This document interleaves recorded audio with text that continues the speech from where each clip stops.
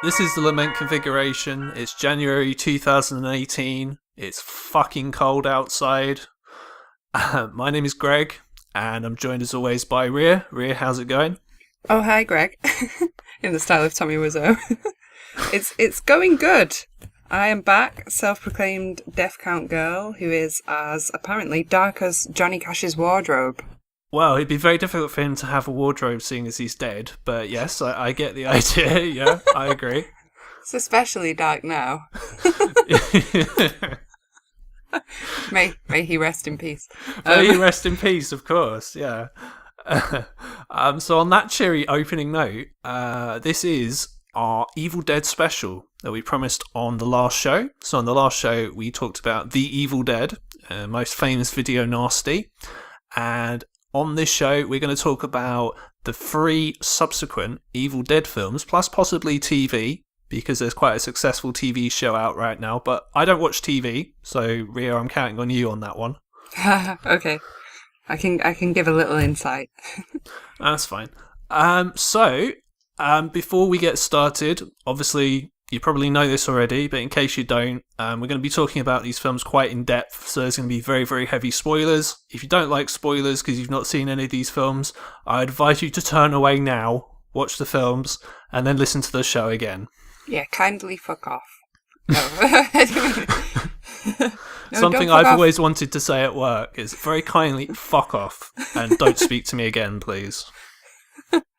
I'm guessing that there wouldn't be a work if you said that, so you would probably have to find a new one. Probably not, no, but hey, it's not stopped me before. So, the first one we're going to talk about is Evil Dead 2, which is directed and written by Sam Raimi.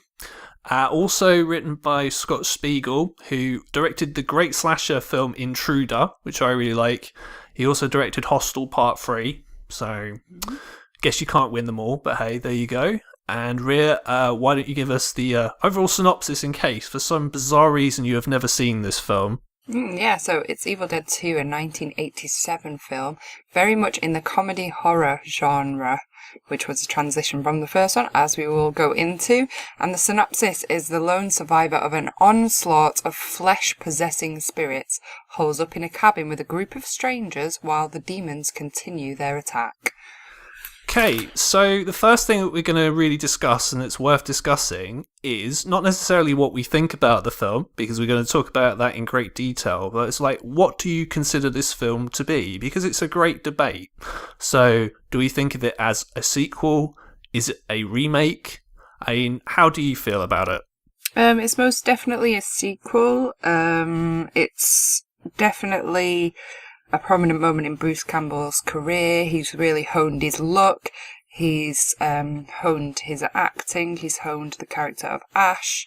He gets these catchphrases, and he's just that bit more badass. And he's definitely like a notable part of this film. He kind of makes it in a way. So it's a very different change of pace, but I would consider it definitely a sequel. It does feel like it just carries on from the first one. Yeah, so it's kind of interesting. So the first 5 minutes is the first film condensed into 5 minutes, which is kind of weird because, as we've talked about before, so in Hellraiser, for example, when they wanted to talk about the first Hellraiser film and the second one, they showed like actual flashbacks, and they do that before. Whereas in this series, what they'll do is they'll do almost like a total recreation, because it's like, fuck, we got more money now, so we can actually just do this better than we did at the time. Debatable, but yes. Sometimes more expensive is not better. No, very true. Let's discuss. Yeah, I mean, I feel that, I mean, it is a sequel because it does sort of carry on from the end of the first one. But what I think they tried to do is they tried to sort of condense the first film into like 5 minutes. Just say, well, look, this is kind of where we are. And they couldn't start it literally right as the first one ended, because that would have been a very, very weird opening. Yeah. If you sort of consider what happens in this film, sort of where Bruce Campbell is sort of being picked up and he's sort of being moved very, very fast through a forest, that would be a very, very strange sort of open to going completely cold. Yeah, so it kind of starts with Linda being sort of dug up, I guess. Yeah, so you've got Ash and Linda. Linda played by a different actress than the first film. She gets possessed, she gets killed, and then she kind of comes back again in very kind of. It reminded me almost of like Nightmare Before Christmas. Really? Oh, yeah, where she does this kind of playful dance. Yeah, that kind of sort of stop motion, and yeah, the very, very playful dance that she does when she sort of comes back to life. Yeah. Puts her head back on, and it's creepy and it's quite well done. I like that part of it. So before that, one of the things that I found quite interesting, and it's quite a good thing to kind of talk about, sort of when you're talking about this film, is at the very beginning of the DVD version. I don't know if it was in front of the film always, but it's a warning that there will be intense scenes, and the film should not be watched by anyone under the age of 17. Mm-hmm. Pretty sure I watched this when I wasn't. Yeah, quite 18. I'm pretty sure I saw this when I was really young, actually. I'm pretty sure I watched one of the Evil Dead films when I was really young. I can't remember which one it was, whether it was this one or the first one, but yeah, it didn't put me off, let's put it that way. No. Although, really intense scenes, because this is probably one of the most intense films I've ever seen in my life. Oh, yeah, but you've seen Mother. I mean, we have spoken about that before this show in our end-of-year summaries, as you remember. Yeah, but what I mean is the whole film is intense. Like, Mother isn't intense for the whole film. This is literally from the word go. Like, it's just boom, and then this happens, and this happens, and this happens, and the film's only 80 minutes long, and you barely get any time to kind of breathe, which is one of the things I really like about this film. Yeah, it is true. They have crammed a lot in, and there are some excellent effects. It is very, very creepy. Perhaps a little cheesy in places, with some of the comedy, but overall it is very well done. I still prefer the first one, but we'll go through that. Okay, that's very, very interesting. When you say some bits of it are cheesy, what bits do you mean? Did you say the comedy? Because the comedy is quite interesting, because I was going to talk about that, so we may as well get into it now, as you brought it up. Well, just, when his hand gets possessed and it's running around and making silly little kind of squeaky noises like a little creature, it's a bit too comedy, it's a bit too much like Thing from the Addams Family, and some of his lines, his delivery, like it does bring him more into his own, like I say, makes him very likeable. Part of the film, people love Ash as a character, but it's a little like hammed up too much, to the point where it detracts from the horror. And like he has become the hero in this film, and it really does like kind of put him on the map as an actor and everything. And I respect that, but the first one is always the one for me that is the best film that I will always love the most, just because I think I respect serious horror more because it's more difficult to do. It's quite easy to throw sort of cheesy one-liners into something to lighten the mood. It's not easy to keep an audience in suspense and scared without putting that in. So I just think the first one was incredibly well done. It was just so innovative. It was just so ahead of its time. And then with this, they've tried to do the same again, and they've done quite well, but it just can't touch the first one. What would you say? I mean, I'd say that this one is a better made film in terms of that they had a higher budget, and there's more things that they could do in this one that they couldn't really do in the previous one. But I mean, I'm kind of with you. I prefer the first one just because they had very, very little money, and they almost had to, I don't know, they had to use their own ingenuity a lot more. Sam Raimi at least did anyway, in terms of the shots that he had to do, what they had to do with the effects and things like that.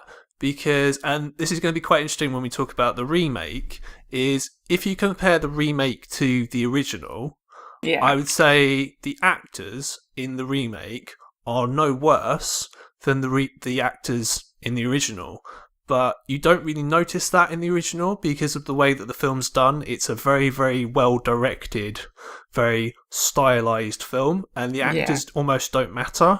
Whereas in the remake, they've tried to do it, and is that I was going to say it's almost like the same in this film as well.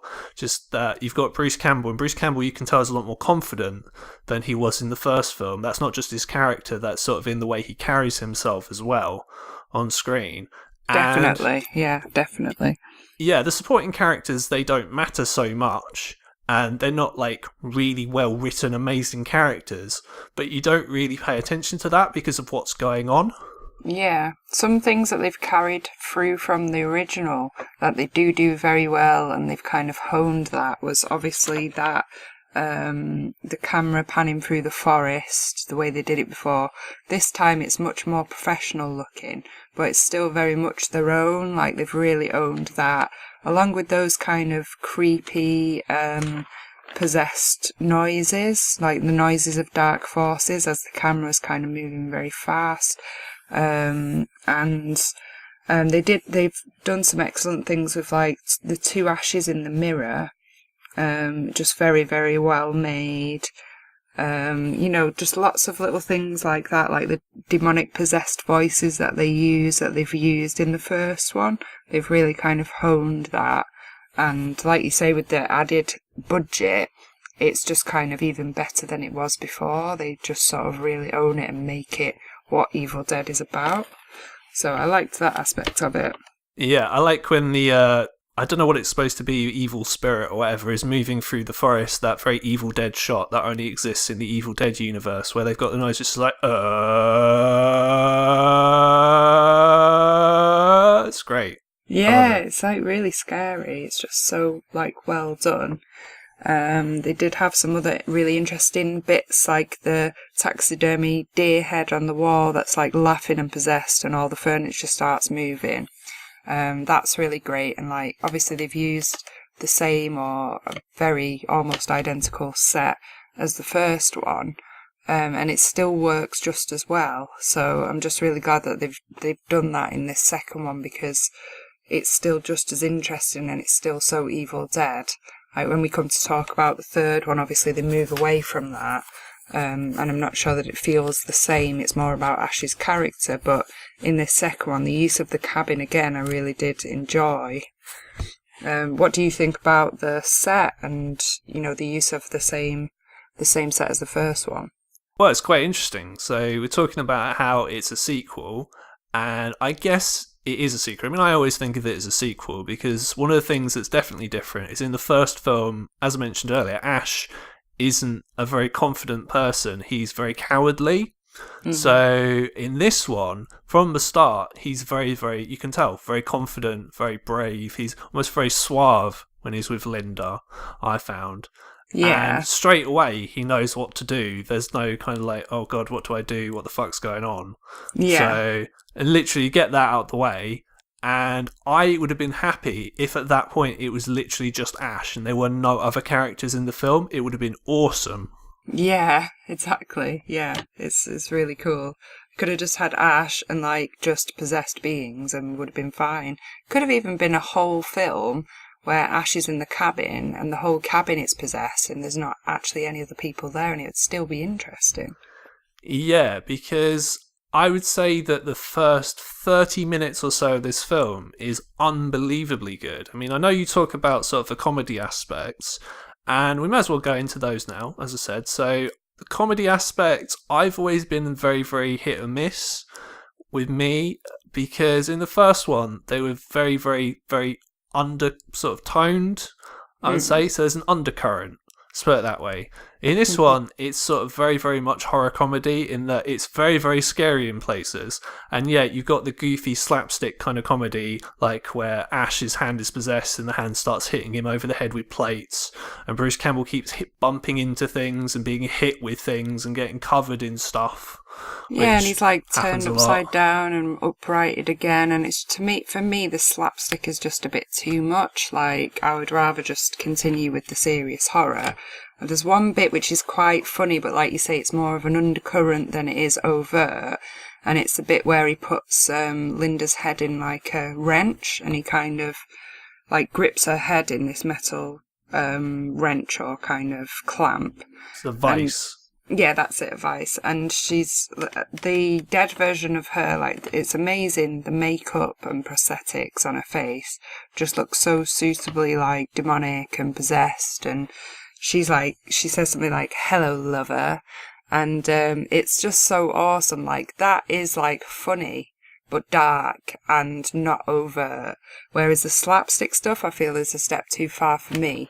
But I can understand why other people might enjoy that, because obviously it does kind of lighten the mood if you don't want it to be all sort of out and out horror and gore all the way through. Yeah, although the next film is way, way more slapstick than this one is. Of course, yeah, and like I say, not really a fan of the slapstick elements of it. Prosthetics and makeup and like the possession elements and the kind of dark side of it, I think is amazing. And like you say, they've created this whole universe, which is, it's historically in horror, it's amazing.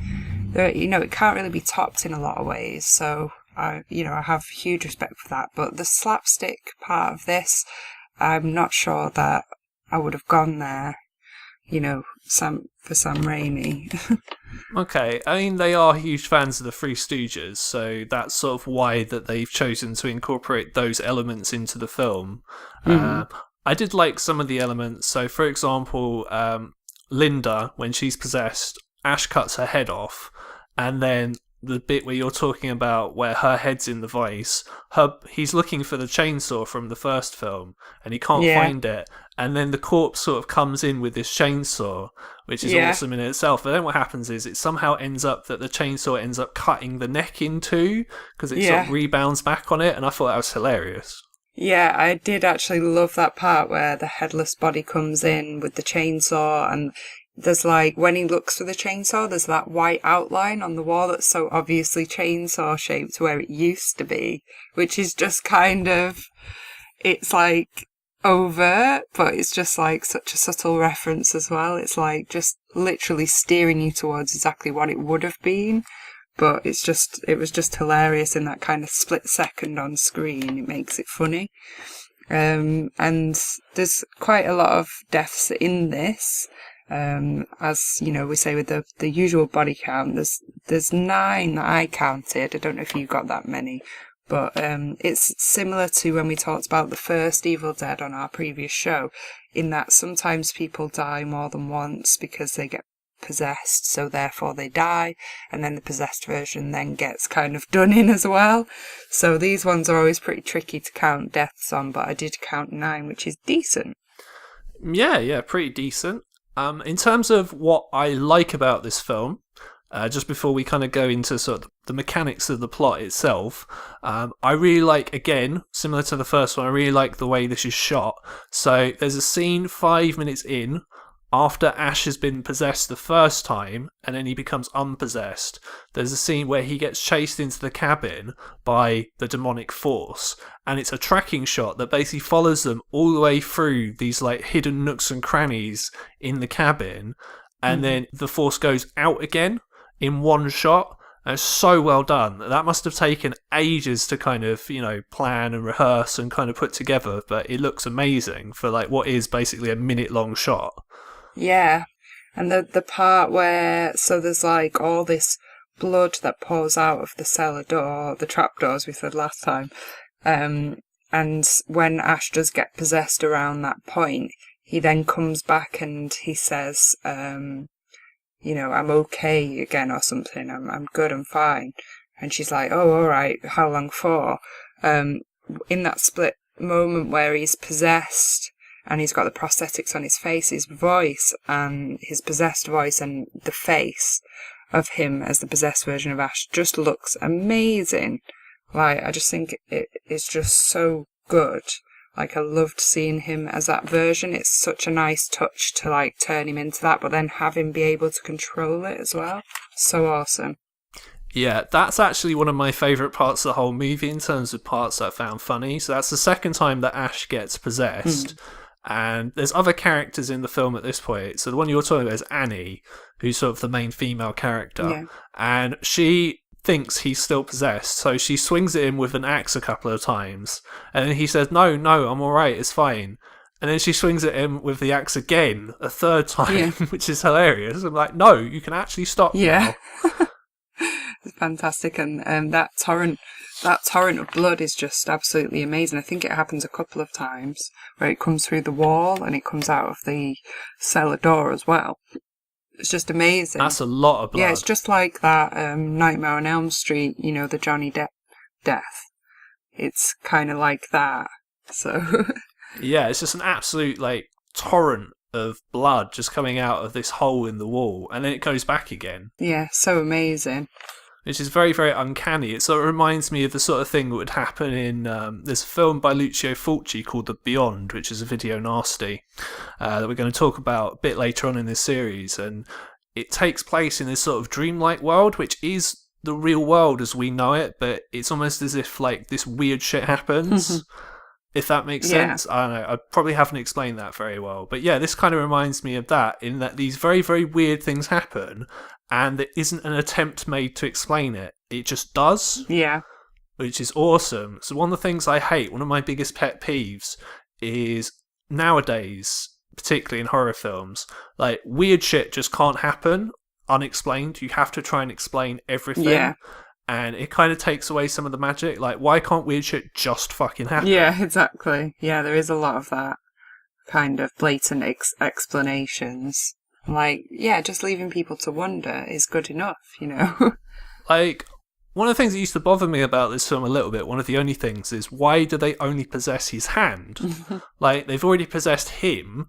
Like, why choose just his hand? Why make his hand get possessed? That doesn't really make sense. But then it's like, well, why not?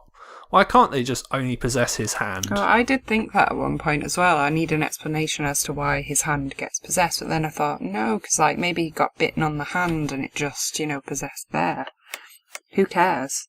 Yeah, exactly. He attaches a chainsaw to his arm. That's awesome, Yeah, absolutely. So these bits are in the first 30 minutes or so of the film, as I mentioned, which is, as I said, my favourite parts of the film.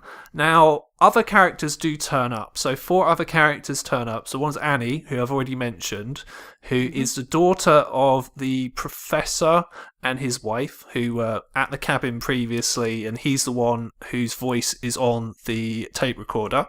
There's her boyfriend, who's called Ed, and this other couple who are kind of rednecks, I guess, as Jake and Baba Joe. Yeah. So cool, Bobby Joe. Who turn up, and they put Ash in the fruit cellar, and in the fruit cellar there is a demonic version of Henrietta, who's played by Ted Raimi, who's obviously Sam's brother, and he appears in all his brother's films in sort of small parts, and he's appeared in like small roles in other films as well. So he's always one to look out for if you ever watch a Sam Raimi film. And yeah, he plays the possessed Henrietta in the fruit cellar. Who is the mum, right? Yes, that's correct, yes. I did not know that. That's amazing. Yes, and well, naturally, because these people turn up, they start getting possessed. So the first one of these people who gets possessed is Ed, the boyfriend, who I think is only in 4 scenes, and he really contributes nothing to the film whatsoever. But they kind of just get him out the way straight away. He just doesn't do anything, and he looks really scary when he gets possessed. Yeah, he does. So Ed, he then gets killed with an axe by Ash later on. What was it that makes him look so scary, do you think? It's the makeup that they've used, because it's the contact. So he's got these white eyes where he doesn't have any pupils, and it's just the makeup that they've used for his face. He looks really demonic, and yeah, I don't know, he looks really fucking scary. It's awesome. I really enjoyed when they finally sort of find the possessed father as well, who locked the wife in the cellar. I think that he's really scary as well. He kind of like appears floating, and then they project him onto the wall, and then there's like a walking possessed version of him at the end, which is really gross, and then his head kind of grows out, and it really reminds me of Beetlejuice in that kind of desert snake scene. It's like really kind of animated and like also then puppeteered as well. So there's just like a lot of different effects, like stop motion, puppets, and like real life acting that they've combined together in this film. which is a good use of, like you say, their high budget. It does really bring something to it. It's just so, like, well done. Yeah, and they levitate as well. This is in Salem's Lot. The scariest thing about Salem's Lot for a lot of people is where you've got the kid who is just floating in midair, sort of at the window. And there's something about people levitating which is quite unnerving, I think. So where you've got the Henrietta demon and this Ed demon, they're floating in the air, and it's very, very odd. Yeah, it is really quite scary, but definitely the walking possessed version of the father at the end is like the most gross and like quite a nice finale as well. Absolutely. And then Baba Joe runs into the forest because she's an idiot. She runs away. And then there's sort of a sequel to the tree rape, except there's no actual rape by trees this time. Yeah. It's more that she sort of just gets dragged into a tree and then she just disappears. Yeah. So she just seems to get like killed by the trees. So not quite as brutal. I don't think they could have got away with it a second time. No. Although in the remake, there's something kind of similar that happens again, which I thought was quite interesting, but we'll talk about that when we talk about the remake. I did find this very, very well done, the way that they just drag her along and the camera's sort of following her, and then she just disappears into the tree. Yeah. I thought, that's awesome. Yeah, I did think it was very well done, and I definitely noted the scene in the remake, which we'll talk about as well. So just like whizzing through the deaths, did you have a favourite one at all? Well, I quite like the... I think my favourite death would be Jake when he gets dragged into the fruit cellar, and then I don't know what happens to make him turn into sort of a lot of red liquid. I guess there must be a giant food processor in the cellar, because he just turns into just mush sort of straight away, and it comes flying out of the cellar. Yeah. So God knows what Henriette was supposed to be doing to him, but I thought that was very, very brutal. Yeah, that's actually my favourite one as well. Yeah, it's just really surprising, like how quickly it happens, and you're like, whoa, okay. And your mind totally goes there. It's like, what happened to him? Yeah, absolutely. And then you get the scene where with the Ash getting possessed the second time, and then he somehow becomes unpossessed because he looks at his at Linda's necklace, and then he remembers who he is, and somehow that means you're not possessed anymore. Okay, fair enough. And you got the scene where Annie attacks him with the axe, which is pretty funny, like I mentioned earlier. And then you've got where, because one of the things that this film introduces is Ash's one-liners. Yeah. So we've got probably his most famous one-liner in this film, which is groovy. Yeah, I thought that was awesome. It's just iconic for his character, and they carry that through to the TV show, which we'll touch upon briefly. There's also a couple of lines that I've noted down where one of the possessed demons says, "I'll swallow your soul," and he goes, "Swallow this," and like shoots him with the shotgun, which I thought was cool.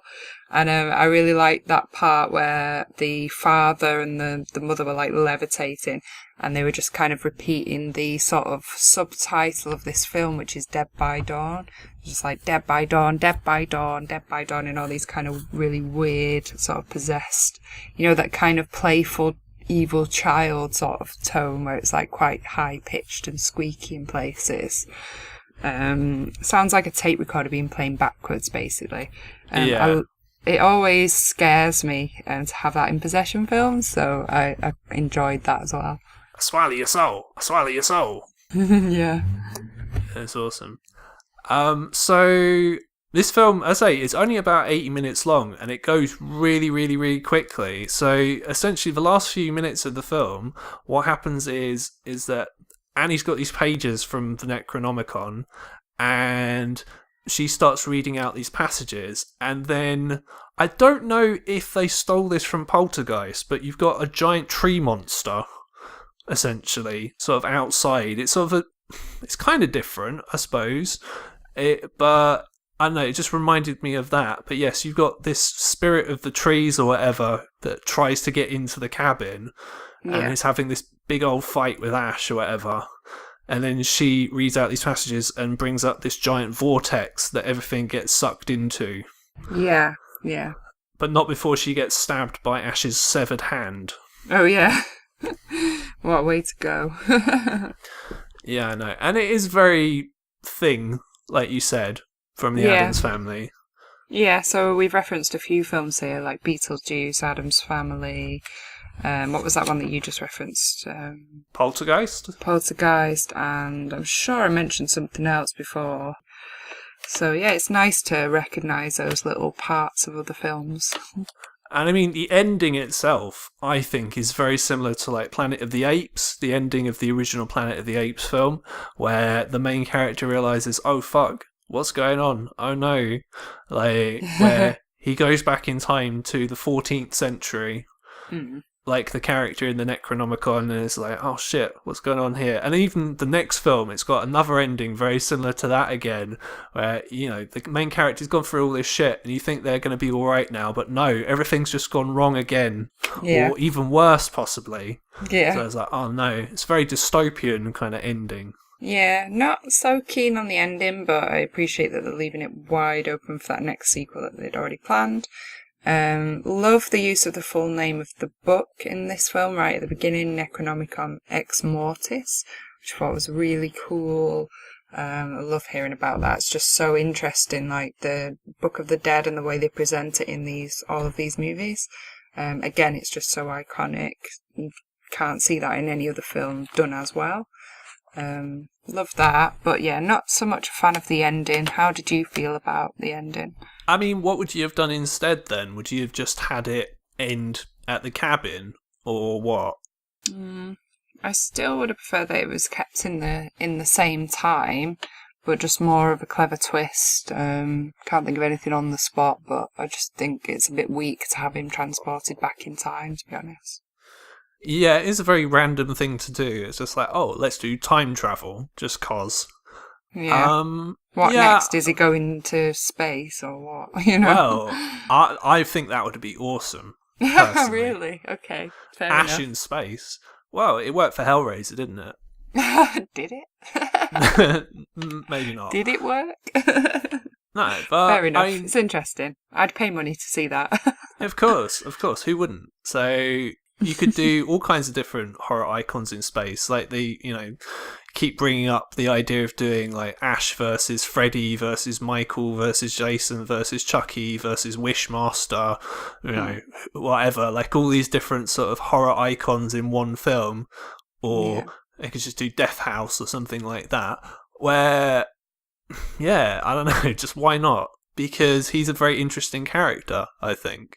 Yeah, I think personally I would have ended it as it began, this film, like with bringing Linda back again and her sort of dramatically bursting in and doing something, maybe to defeat Ash himself, and then he could come back in the third one. If he got, killed or buried himself, he could come back again and be like a dead, possessed version of himself or something. I just feel like time travel might not be the answer, but hey, maybe my ideas are not much better. I'll leave that to your opinion. Yeah, I mean, that would be the more obvious way to go, is just to end at the cabin and do a third film at the cabin. But, who knows? Maybe they just thought, like, well, we've done the whole cabin in the woods thing, so could just do something else. Yeah, I don't know. Or maybe they had too much money.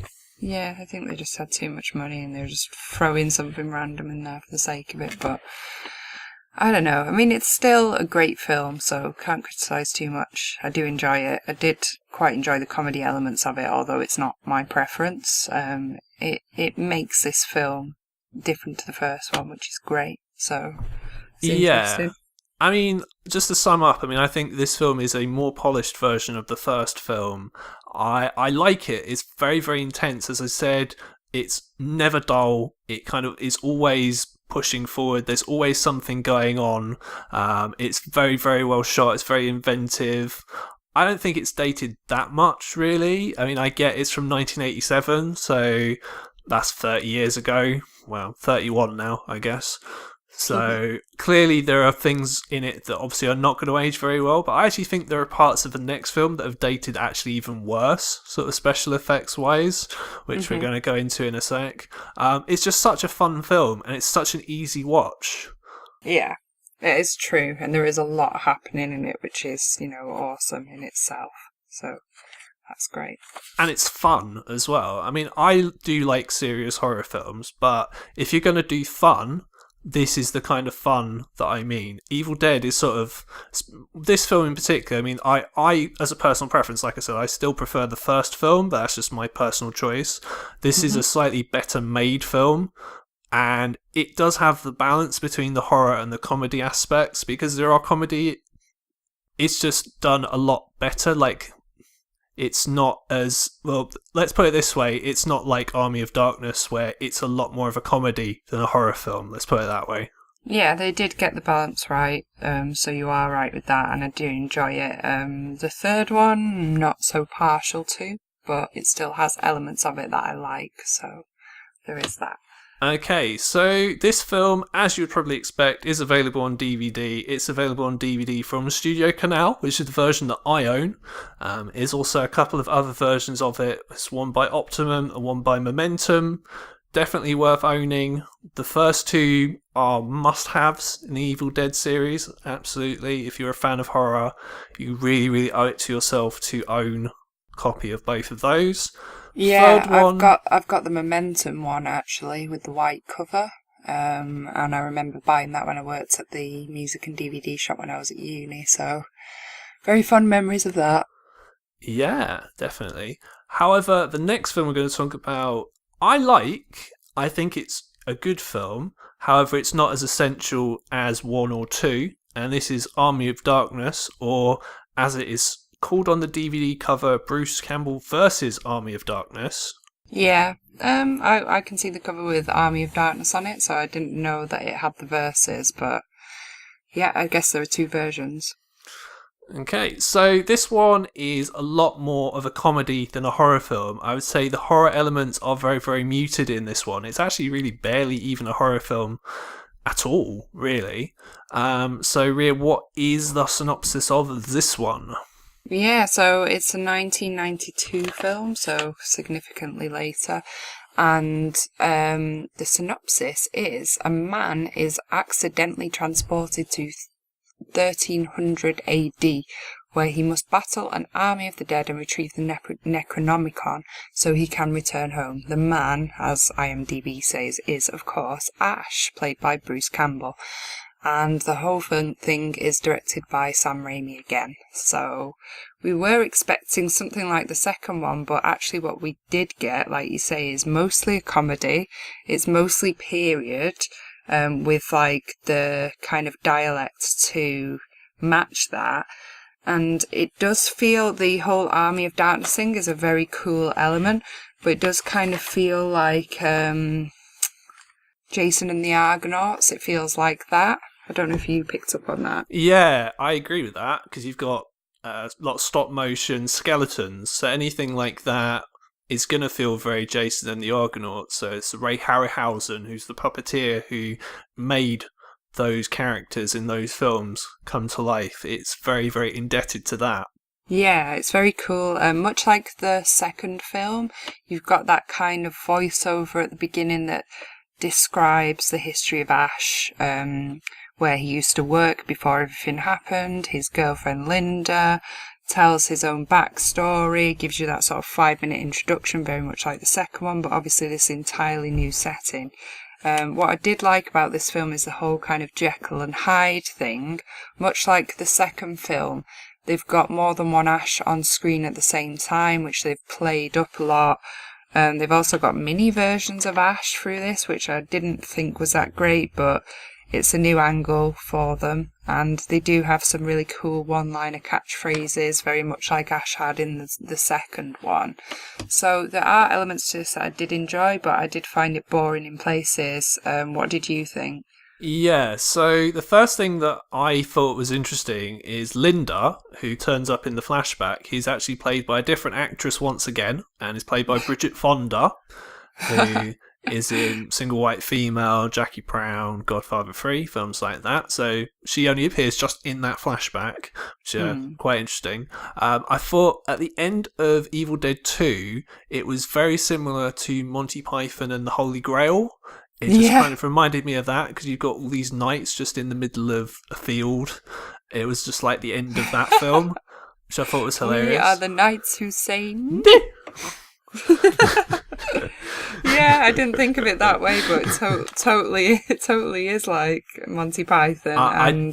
I did expect to see them with their coconut shells sort of hitting them together to pretend to be on horses and stuff like that. So I did find it quite funny in that regard. And when it's the start of this film, it's less like that.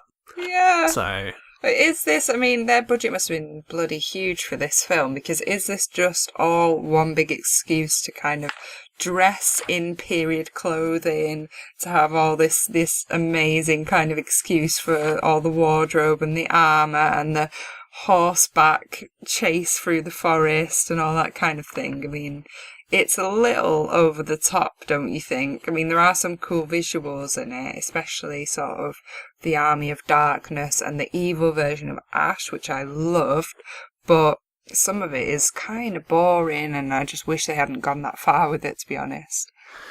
Yeah, I mean, to be honest, not to jump too far ahead into the review, the bits that I liked were the battle itself. The battle is awesome. It's very much like a smaller scale version of the Battle of Helm's Deep from Lord of the Rings.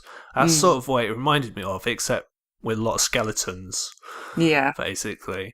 That part was awesome, and that's over half the film is just the battle itself. So they kind of got that shit right, I've got to say. Yeah, the first half, less so. I'm not a fan of the Three Stooges humour in this one. It's really, really over the top. Particularly when he's in the windmill and he's fighting the mini versions of himself, which just looks very silly. Oh yeah, I hated that bit personally. It's just so over the top. And obviously he starts off as a slave, so he's like the weaker version of himself, much like the first film, I guess. They're kind of reflecting that meeker version of Ash. But yeah, I hate the bits where he's fighting himself as the mini version. I hated the cheesy sex and kissing scene as well. Oh god, I knew you wouldn't like that. That's so predictable. I hated it, you know me far too well. Quite enjoyed some of his one-liners though. Give me some sugar, baby. Yeah, that was fun. I liked it when he did that as the evil version of himself. I loved that part. Also, his most famous line from this film, where he says, "This is my boomstick," and is referring to his shotgun. He also says about one of the possessed people, "Yo, she bitch, let's go." He gets really showy and kind of cocky with his shotgun, because he's the only one that's got one in that period of time, because he's brought it back with him. So he very much becomes the alpha male, and all the women are kind of flocking to him, and this leads to said cheesy sex scene where he gets the girl and all that. Yeah, very what I would call soft core, soft focus, rumpy pumpy, shall we say. Yeah, typical sort of side shots of silhouettes, you know, where they're kind of getting it on. It's just like with cheesy kind of warm red and orange glow coming around them. It's just like really stupid. Like it needed a saxophone. It did, and a log fire probably. I mean, I don't know. There probably was a log fire. I should imagine there was. Yeah, cheesy as hell. Not great in this film. Didn't enjoy that bit. Got a bit bored. Yeah, and with the slapstick elements, they're just so goofy.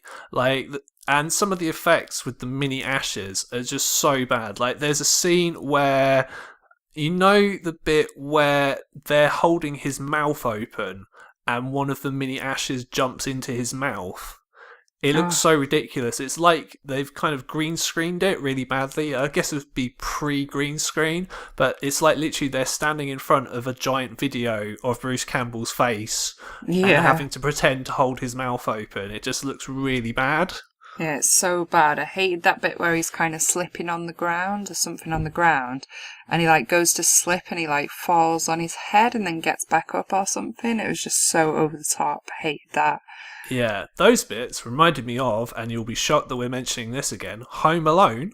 Oh yeah, well, it actually reminded me of The Borrowers. So Okay. I you know can't the say I've little ever seen The people. Borrowers. Oh, Oh yeah, that bit. I get what you mean, actually. I was thinking more of the slapstick element, so it's like, I don't remember there being any slapstick in The Borrowers. no, just like when they're trying to sort of stab him with small implements, it reminded me of The Borrowers, and also was it Gulliver's Travels or something like that? Yeah, but that film's You know, terrible. yeah, well, there was like an old version when I was a kid. I think it might have been an animation or a book or something, but it kind of reminds me of that more traditional one, not the Jack Black version, which is horrible. A piece of shit, Do yeah, not watch that. absolutely. Yeah, POS, as Greg says. um, Yeah, there's also that God. part where he pours hot water down his throat to get at the little versions of himself, but wouldn't that just like burn his throat off or something? I mean, come Yeah, on. that would burn his tongue. It would burn his entire insides. I think he'd be suffering, and he's Yeah. just like, haha, I've conquered you, and it's just like, no, that wouldn't happen. However, that the eye and the shoulder part and the part with two heads was quite interesting. Still a bit over the top, but pretty cool when it was like outside and howling at the moon and all that. I thought the eye and the shoulder was a nice touch. Yeah, I like the eye and the shoulder, less of a fan of the goody goody two shoes, goody goody two shoes. I did not like that part. Yeah, that was really irritating as well. Yeah, it gets a Wow. bit ridiculous. We do have a few good blood spurting scenes again where it gets sprayed out of the hole when he's having the battle at the beginning and stuff like that. So they have continued that.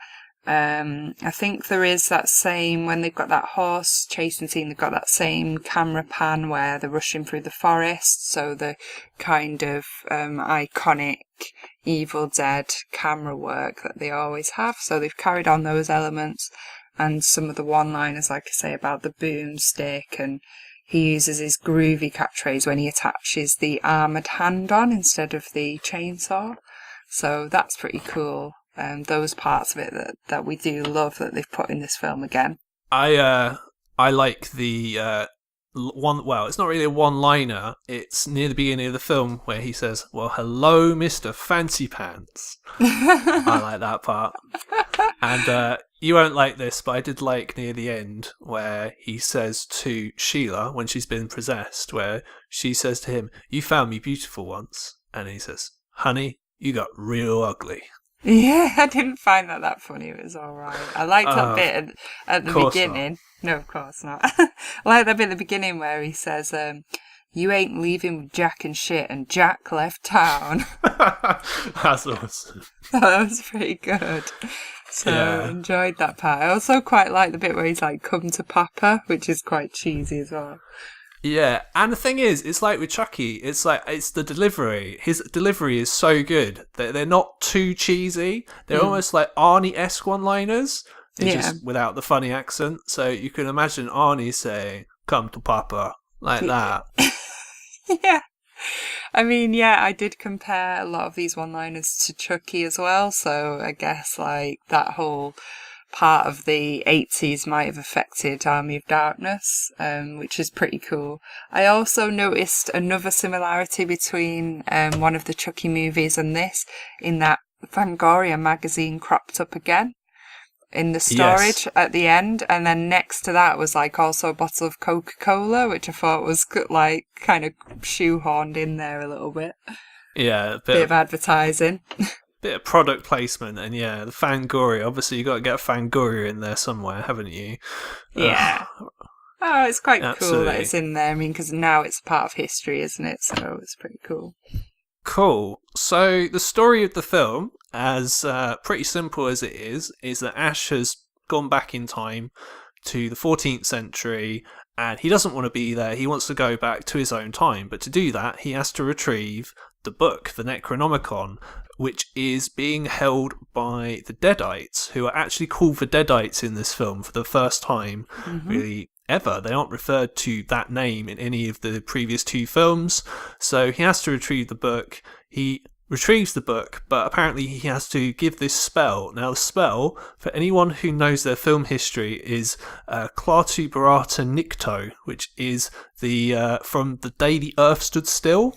Ah. So it's actually taken from that film. So it's quite a, I suppose, clever little in-reference there. And Ash, he's a bit of an idiot in this film, unfortunately. I get he's supposed to be a little bit of a bumbling fool anyway, but he's a proper, like, not quite a full-on moron, but he's quite silly in this film, and he forgets, and he does bring all the Deadites back to life. Okay, of course he does. Otherwise there'd be no battle. No, it would be a bit of a shit film. He would kind of just get the book, and it's like, yeah, can I go home now? And they're like, yeah, sure. Yeah. Well, true to my usual body count, I had a look, and I'm definitely not going to go into detail and list these because apparently there are 44 deaths in this film, which are way too many to talk about.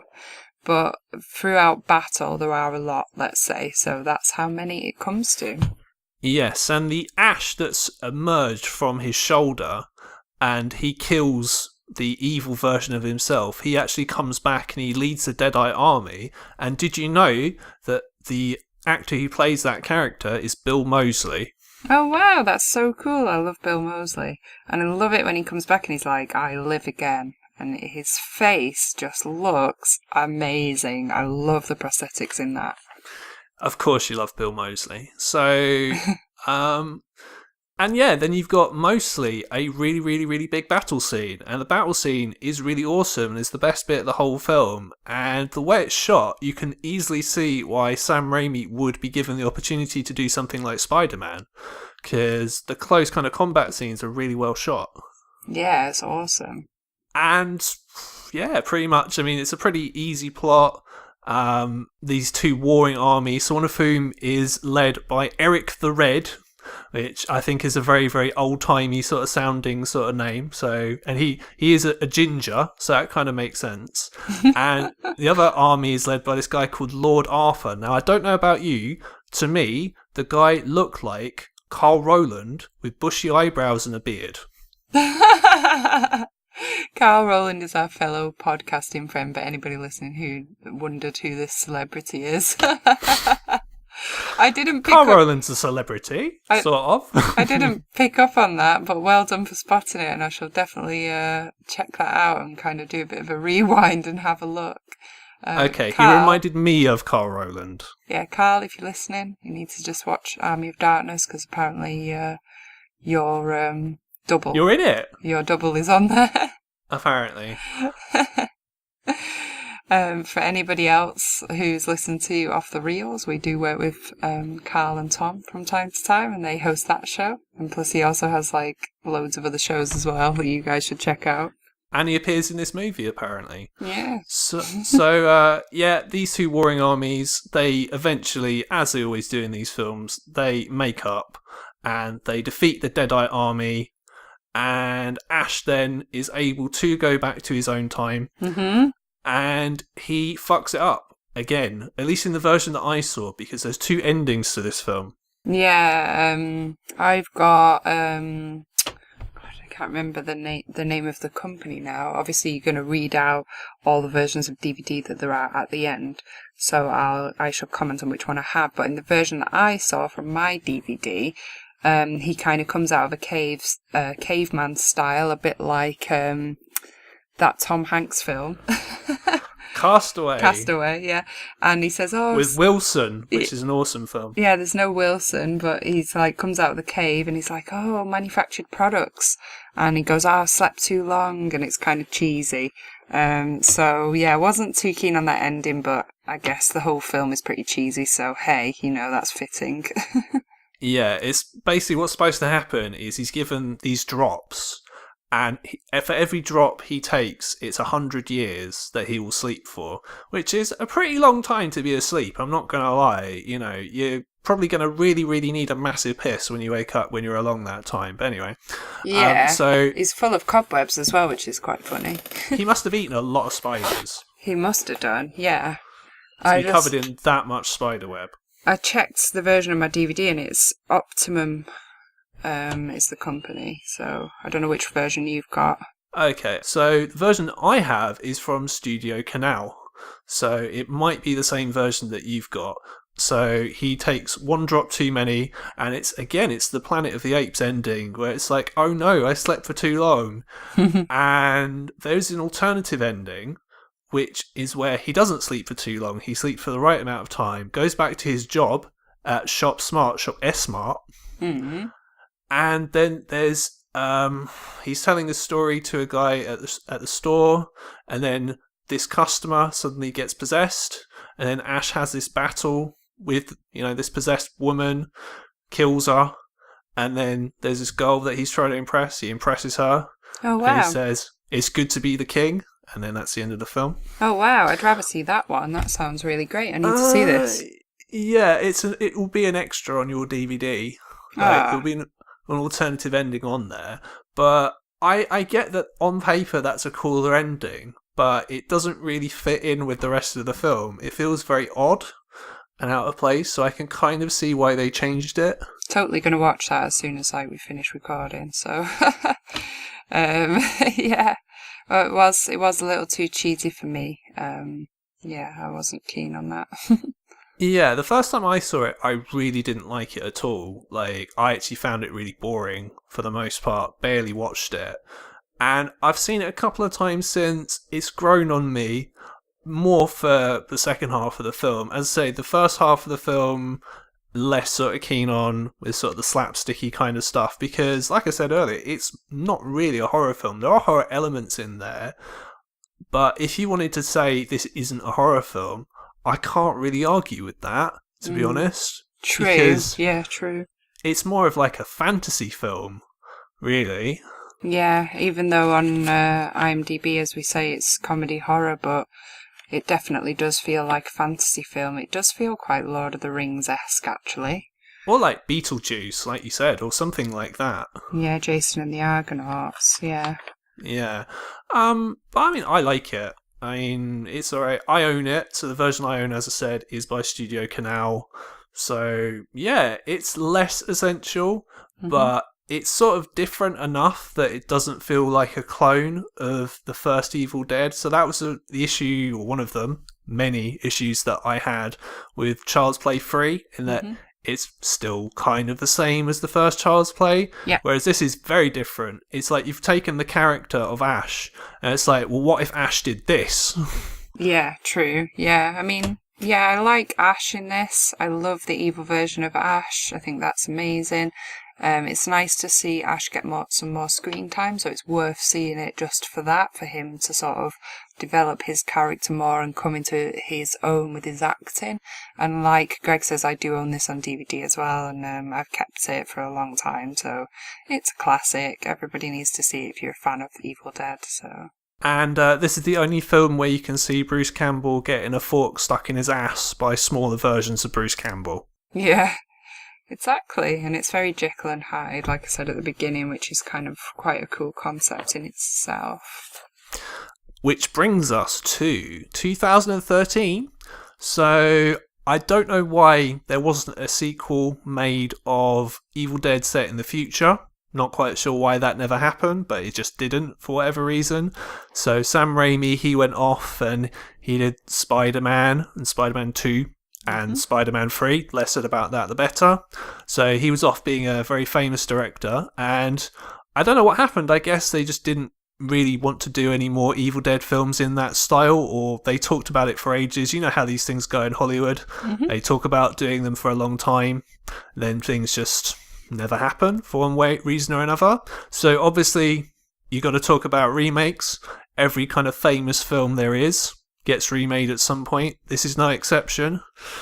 So this was remade. Now, Sam Raimi was involved in the film. He was a producer. So this film was co-written and directed by Fede Alvarez, who then went on to make Don't Breathe. Yeah, which is an excellent film, and personally I love this remake of Evil Dead. I don't know where you stand on it yet, but I think this is well worth seeing.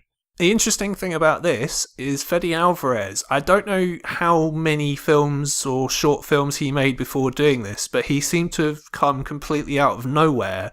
Like, he just teleported from some other universe somewhere into making this film because, yeah, where did he come from? He's just some Uruguayan guy who just suddenly sort of, yeah, you get to direct the remake of The Evil Dead. Great. So Yeah, it's that's kind of pretty curious. incredible. Yeah, it's like really did come out of nowhere and such an amazing remake. I know a lot of people slate this and say it can't touch the original, but in terms of making a terrifying remake of this, he's done it so well directed. But yeah, I mean, I tried to read up on him, like on IMDb, as a director, and there's no real history there. He's just come out of nowhere. Exactly. So he could just be from an alternative dimension or whatever. So, yeah, Rhea, synopsis, please. Oh well, I wasn't sure if I needed to do the synopsis, but I will do it. It's listed as fantasy horror thriller on IMDb, which is interesting. We've got that fantasy element there. This is, to me, an out-and-out horror. It's so horror, this film is unbelievable. And the synopsis is, as with the first one, very, very similar. 5 friends head to a remote cabin where the discovery of a Book of the Dead leads them to unwittingly summon up demons living in the nearby woods. But this time we don't have a final guy in the version of Ash. It's played by a female, which is interesting. Yeah, now with remakes, the way I try and look at remakes, it's almost the same way you look at cover versions of songs. So there's 2 ways you can do a cover version of a famous song. You can either do it exactly the same as the original version, or you could take the kind of core elements, let's put it that way, of the original song and make it your own. Yeah. So there are different ways you can kind of look at that. There are lots of different cover versions where literally it's a like for like cover version. So film wise, I'm thinking of the Psycho remake, which is about as, you know, literally a cover version of the original as you can get. Or you can take something like, and this is just me freestyling off the top of my head, the Silent Night Deadly Night remake that I talked about on the Slasher Film show that we did, where it's sort of got bits that you recognise from the original, but it's a different story.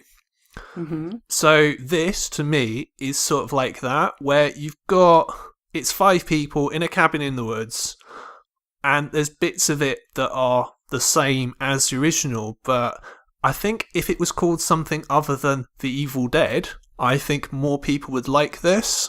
Yeah, I think so, because it's done so incredibly well. I think a lot of people were put off that it was being remade because they love the original so much.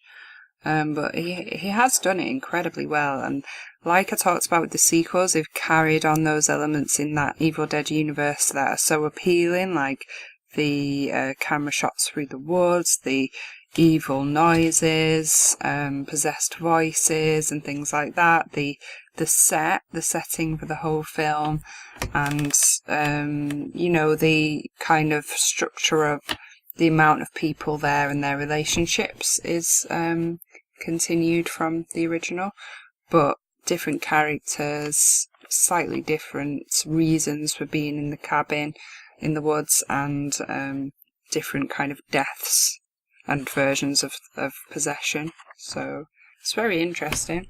Yeah, I mean, what I'll do is I'll kind of break it down into kind of what I like and what I don't like about this film. I mean, overall, I think the film is okay. I don't think the film is terrible. I also don't think it's amazing. I think it's got good points and bad points. So, on the good side, I think that the film is very well directed. I can definitely see why Alvarez is as successful as he is. So, he did, obviously, as I said, he's done Don't Breathe, and in the future, maybe this year, maybe next year, he's going to do the new adaptation of Stig Larsson's sort of Girl with a Dragon Tattoo series, which is called Girl in the Spider's Web. So he's been given those kind of big films really, really early on in his career, which, you know, tells Great you work. the guy obviously must be very talented. I mean, the last sort of 10 or 15 minutes especially, I think is very, very well directed. It's great. Yeah. I loved all the parts at the beginning, like with the book and with the daughter, you know, sort of that kind of backstory. I loved the way that they showed the book in this with all the scribblings and the way it was kind of tied up with the barbed wire and everything, the way it was discovered and him reading through it and reading the words. I thought it was amazing. Visually just brings something more to the Necronomicon and it's just so interesting to watch. Yeah, I've got a slightly different opinion on that. So I didn't really like the introduction to this film. I found it very out of place in comparison to the rest of the film. When it kind of kicked in properly, and for those of you who've not seen the film, there's a girl she's tied up somewhere, and I thought, oh no, this is torture porn. What the fuck's going on? And it reminded me of the remake of the Texas Chainsaw Massacre. It had that same sort of look, had the same kind of feel, and things like that. And I was worried because it's looks, because this is another one of the issues I've got with the film anyway. I think the film kind of looks great, but it's got that desaturated look that I don't really like. I like vibrant colours. Yeah. So this looks a bit drab in comparison. And this opening in particular looked very brown. Yeah. So wasn't really a fan of that. I mean, obviously you've got a girl getting set on fire and then shot in the face. Because oh God, I'm yeah, going to mention, it's so dark. This is a very violent film. It is very violent. It's so dark. Like it really is just like very scary and a lot more evil than the original. So I enjoyed being shocked by that actually, because I heard it was going to be much darker than the original, but I didn't think that they could really take it that far, and it's very well done. Yeah, and you mentioned the scribblings in the book. Now, I don't know if you Leave noticed this book alone, is what it says. You can't say they didn't warn them with warnings like that. Did you notice there's a character called Eric who's reading the book, and in the book at one point there is writing that says, I'm not making this up, don't say it, don't write it, don't hear it. What? Well, I was expecting to say don't say it, don't think it at one point, and I'm like, oh no, this is where the Bye Bye Man comes from. This fucking remake. They took that one bit of the Necronomicon where it says don't say it, don't write it, don't hear it. Is that what it says? Yes. Oh, holy shit. Well, I saw the leave this book alone and that was enough for me. I scribbled that down. I was like, yes. It did warn you. Told you not, it told you not to mess, but you did, didn't you? Exactly. Which is another problem I've got with the film. So the actors in this, I mean, they're all right for the most part. So you've got people who've been in films. So the guy who plays David, he's been in Dead Girl, which I've not seen. The guy who plays Eric, who's the character with the long hair, is Lou Taylor Pucci, who is the lead actor in Spring, which I really like, which is a great film. But really, all their characters are so thinly written. The only character that's given any depth is Mia, who's the main character.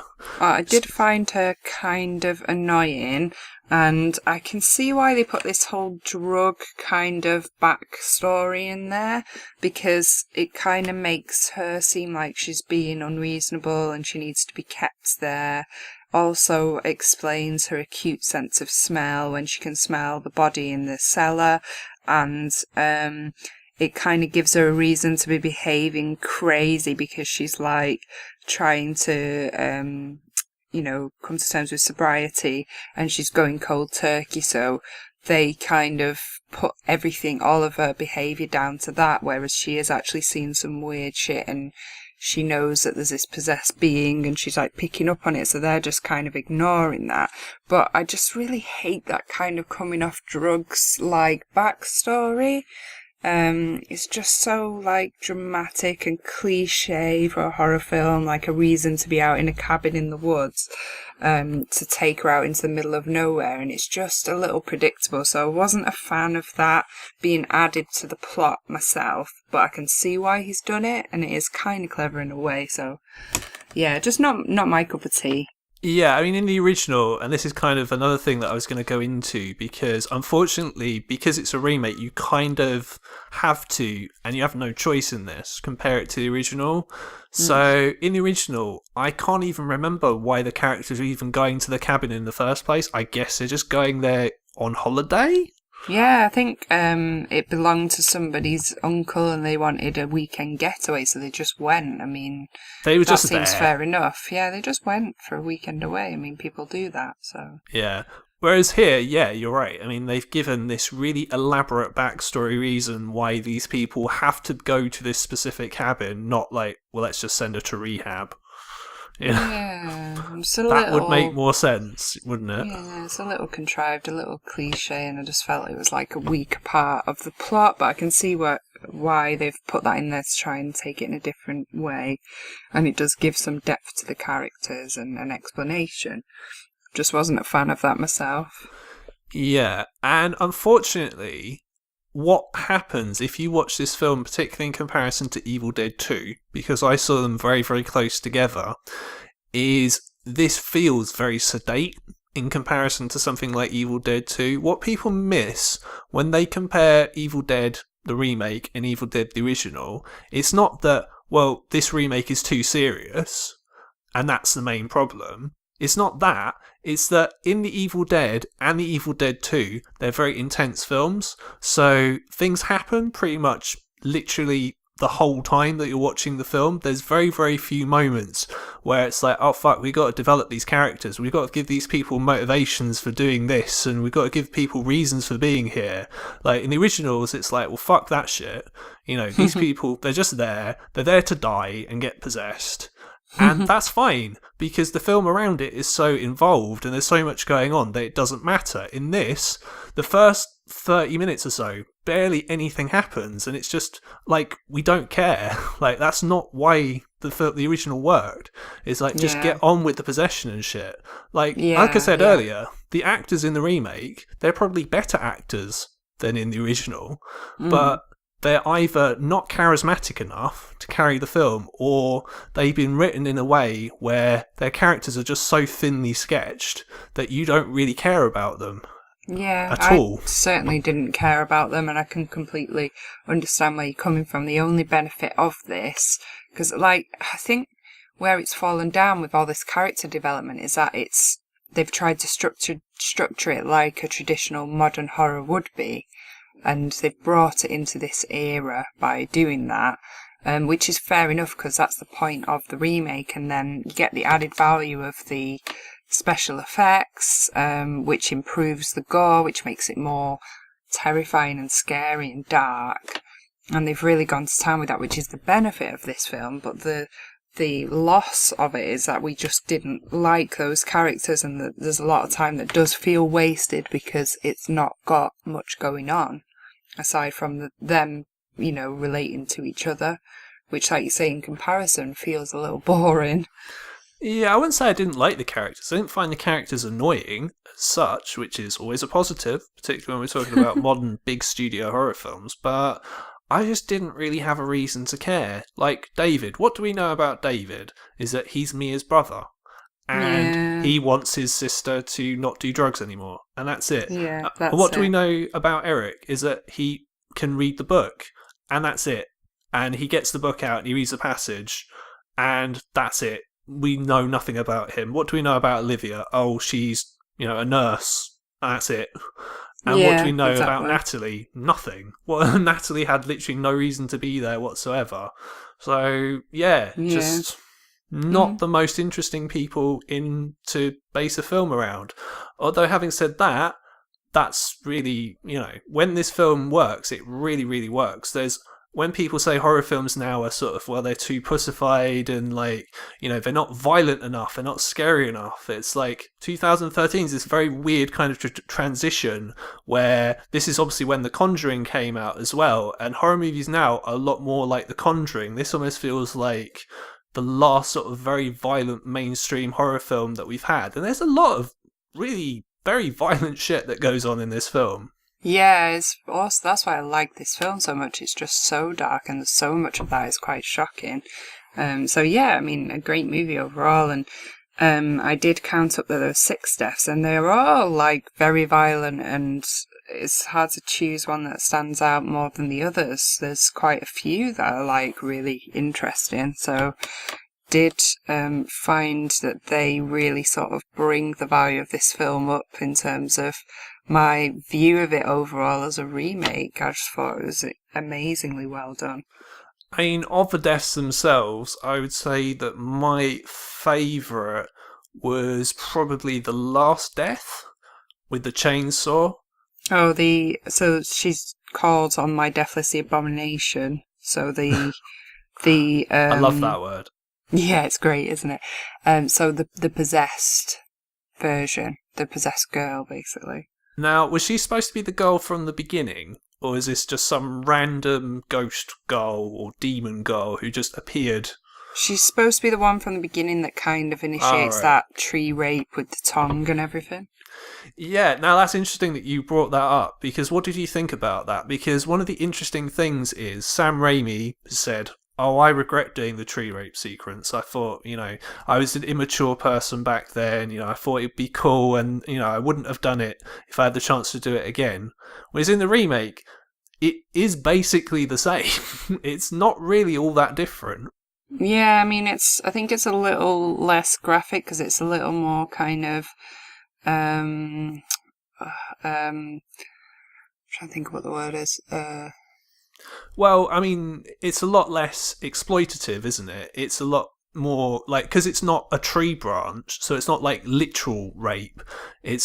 For those of you who haven't seen the film, so this demon woman appears while Mia is tied up in these trees, and she Yeah. vomits up this black worm type thing, or whatever the fuck this was supposed to be, and it goes up her leg. Yeah, it looks like the tree roots, so it's kind of similar but a bit more supernatural. That's the word that I was looking for. So it's like this more fantasy element that's in this film is that it's more of a figurative thing than the actual trees raping her, but it's still similar enough to the original for them to kind of get away with it. So I thought it was really creepy and dark, but not as graphic as what happens in the first one. So I thought it was quite a nice different version of that actually, and that they did it very well. She is very creepy, the girl. Yeah. So you've got, I mean, just to tie this up, the violence of which there is quite a lot. So you've got two characters cutting their arms off, one with a chainsaw, one with like a turkey carver, one of those like electronic meat carver things. Electric meat carving knife. Yeah, I thought that was really great, and like the whole I think is it a needle gun or a nail gun? Yeah, nail gun. Yeah, well, so the nail gun, that's one of my favourite horror weapons in films besides chainsaws. Particularly if you've seen Nail Gun Massacre. Yeah. So there was that aspect of the film, which is pretty awesome. Also that scene where Mia is possessed and she's in the shower and she just starts running the water really hot and her skin starts to blister. And she's got I think they say 2nd or 3rd degree burns in that. But I thought it would have been more than that, to be honest. But yeah, that part is really dark. There's also a part where Olivia is cutting part of her cheek away with a knife, I think. Yeah. So yeah, I mean, there's a lot of violent stuff that goes on in this film, and it is quite something to behold if you haven't seen this film already. Yeah, I mean, in a strange sort of way, I do recommend this film, but just ignore that it's a remake of The Evil Dead. Almost treat it like it's a completely different thing. Really? Yeah. I agree, because I think it's awesome. I think this film is well worth a watch. I really enjoyed it. As a completely random question, just to maybe end this review on, do you think Cabin in the Woods, the film, kind of ruined, I don't know if that's the right word to use, this film? So was Cabin in the Woods after this film? I think it was before, wasn't it? It was before, yeah. Yeah, I think it kind of did ruin this film a little bit, although I don't mind Cabin in the Woods. I think it's a great concept, some of the things that they do with that film, but I prefer this one. What do you think? Yeah, I mean, the only reason I bring that up is because it's called The Cabin in the Woods, and it's about 5 people in a cabin and spooky shit happens. Now, admittedly, there's different reasons for that. For anyone who's seen the film, they all know. But because that's kind of almost deconstructed the whole subgenre of film that The Evil Dead created, to then have a remake of the original Evil Dead, it's almost kind of where you have kind of slasher films after there'd been films come out that poked fun and parodied Yeah. slashers. Yeah. Which is, and this film is very, very serious. There is no humour in this whatsoever. So you could almost look at it as kind of very po-faced Yeah. in a way. I agree. Yeah, I think it has kind of ruined it a little bit, especially with the title. Yeah, I mean, literally, it's called Cabin in the Woods. So I suppose it makes sense to finally touch on Ash versus Evil Dead. Now, I don't watch TV because there's all these films I need to watch. Too much time to watch those, not enough time to watch TV. So I've never seen a single episode of it. However, I know someone who has. So Ria, what do you think of it? I mean, would you recommend it to me as someone who likes all the films? Remake a little bit, but yeah. What do you think? Yeah. So this is a real fan favourite, and it did do quite well and was quite popular with the fans. So basically, Ash vs. Evil Dead is him as a retired older man, as Bruce Campbell, being kind of brought back to that kind of Evil Dead universe to fight battles again. He spent the last 30 years avoiding responsibility and the terrors of Evil Dead, and then this deadite plague threatens to destroy all of mankind, and he becomes mankind's only hope. It's very much a comedy. This TV series was brought out in 2015, and what would be better than seeing a kind of aging Bruce Campbell going back to be the hero that he once was, but also experiencing the troubles of like middle age and kind of midlife crisis. I mean, it's brilliant. I haven't seen the whole series because, like you, I watch far too many films and I find it difficult to commit to TV shows. But I watched a couple of episodes and I think it's incredibly funny. And if you are a fan of the universe, then you need to see this. Okay, so you'd recommend it then? Yeah, I do think that you would like it. It's just like you say, we're both film watchers, so we find it difficult to commit to TV shows, and especially when there's 3 series already made, it's quite a big commitment, or so it feels that way when you're kind of working on watching so many horror films for a show like this. And I suppose my last question is, I mean, is it scary? Is it funny? Is it a balance of the two? Or what? More funny with some excellent special effects and some excellent kind of horror elements. So just the right balance, I would say. Okay, cool. So if you're a fan of The Evil Dead and you've not checked out the TV show yet, like me, then yeah, by all means sort of check out. It's Ash vs. Evil Dead, and there are 3 seasons of it, I believe. So yeah, if you want to catch up, that's sort of what you would want to do. So that brings us to the end of our Evil Dead special. Where's the time gone? So it's been a really fun one. I hope you guys have enjoyed it. Really appreciate everyone for listening. This is the Lament Configuration. I'm Greg Knox. She is Ria Fend. We do this every 2 weeks on a Sunday, bringing you video nasties, horror franchises, modern horror films, a few times a year. So check us out on iTunes, on YouTube, on Podbean, on TuneIn Radio, on Stitcher, and you can find us on Facebook at the Lament Configuration Podcast, and on Twitter at Lament Horror. Indeed, and as Greg so rightly said, we have been the Lament Configuration. I am Ria Fend. Welcome to our 2018 of horror. I hope you're enjoying the show. And besides all of our platforms that Greg has mentioned, you can keep up to date with my alternative modelling and acting on my social media channels, Ria Fend. That's RIAFEND. I'm on Facebook. Thank you to everybody who's newly followed. I've gone well over 50,000 followers now, which is amazing of you all. And I'm on Twitter and Instagram on the same handle, which is Ria_Fend. Thanks so much, and we'll see you in 2 weeks. Cool. She's a lot more popular than me, you'll be surprised to hear. You're the elusive Greg Knox who doesn't really feature much on social media. You kind of, keeping out of the way. People find you difficult to find and contact, let's just say that. So Okay. Depends who those people are. Not quite sure how I feel about that, but okay. If people actually want to talk to me, I am out there. You just contact us on Facebook or Twitter, and I'll get back to you. I'm not completely hiding from Joe Public. Let's put it that way.